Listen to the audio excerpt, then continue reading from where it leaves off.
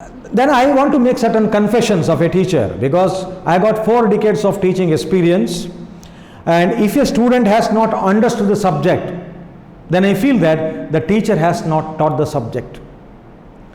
A teacher should not just teach the subject, he or she should teach how to learn the subject. And ultimately, the main objective, the purpose of education is the manifestation of perfection which is already there in a person. To manifest such things, we must be able to connect the plug so that electricity will flow. So it means ultimate aim is to unlock and unleash the potential within every learner or a student.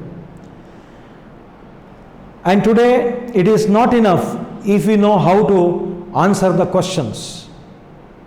Time has come to question the answers. There is a paradigm shift. Say no to memory-based rote learning today.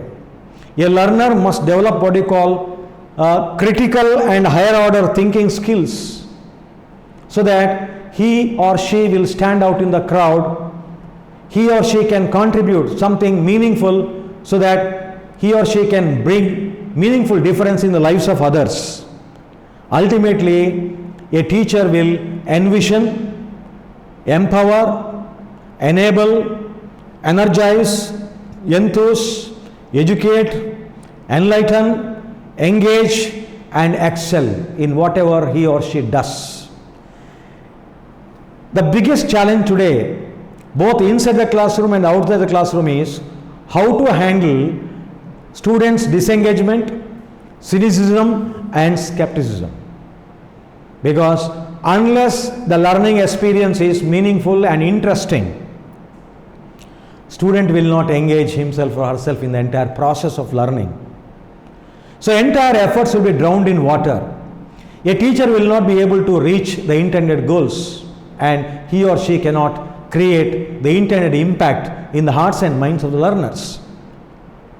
Therefore, the pedagogical innovations will tell us today, thanks to COVID-19 and post-COVID-19 situation, that is formula 1/3 classroom learning, that is called 1/3 C learning, then 1/3 e-learning or online learning, then the remaining 1/3 is very critical and crucial, that is 1/3 experiential learning, by providing hands-on experience to the learners. I am reminded of the David Kolb's learning cycle. During 1970s, David Kolb advocated experiential learning cycle, which is a virtuous learning cycle. He talks about what he call any experience must be concretized. That is called concrete experience. Whether it is a formal or informal, serious or laborious, purposeful or not, by default or by design, or even by accident, no problem. Any experience should be concretized. When you concretize the experience, that experience will become learningful. That is the first stage called concrete experience. That concrete experience must give room for the next stage in the cycle, that is reflective observation. We should look back and think loudly, what is there in my experience?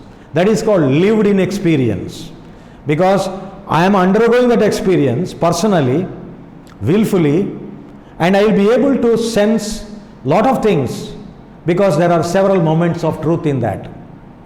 That reflective observation is the second stage.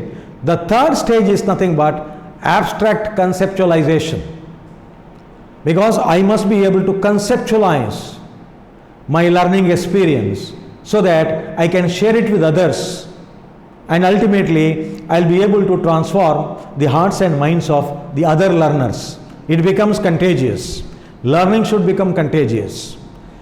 So that is the third stage called abstract conceptualization, because it is not a complete zero. It can be viewed as woe, or it may be a love design, or it could be a heart, or it could be a mango. It could be symbolic. It means abstract thinking will add meaning to whatever we perceive the entire process. that is called abstract conceptualization. Next stage comes, according to David Kolb, is active experimentation. Because we should not become what you call stagnated person.